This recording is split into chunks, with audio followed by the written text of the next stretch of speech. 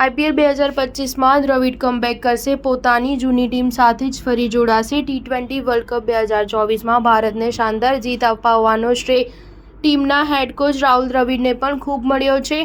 જો કે હવે ભારતીય ટીમના મુખ્ય કોચ તરીકેનો તેમનો કાર્યકાળ પૂરો થયો છે અને ગંભીરે સુકાન સંભાળ્યું છે। નેશનલ ડ્યુટીમાંથી હટ્યા બાદ દ્રવિડ હવે આઈપીએલમાં હેડ કોચની ભૂમિકામાં આવશે તેવા અણસાર હતા અને કેકેઆર સહિતની ટીમોએ આ મામલે દ્રવિડનો સંપર્ક પણ કર્યો હોવાના અહેવાલ હતા।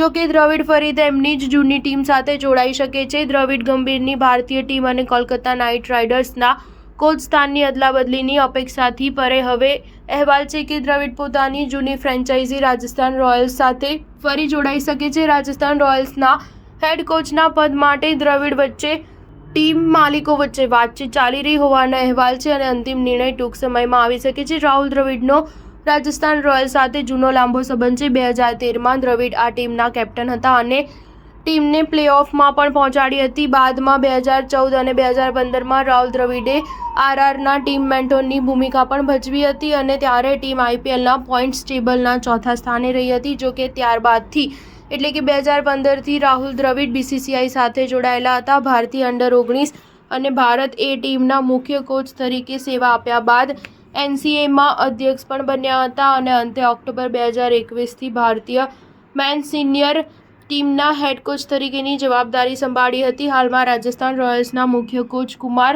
સંગાકારા છે। દ્રવિડના આગમન પછી ફ્રેન્ચાઇઝી કુમાર સંગાકારાને જાળવી રાખશે કે પડતા મૂકશે તે હજુ સ્પષ્ટ નથી। સ્ટાર ન્યૂઝ 7 હંમેશા સચ્ચાઈની સાથે।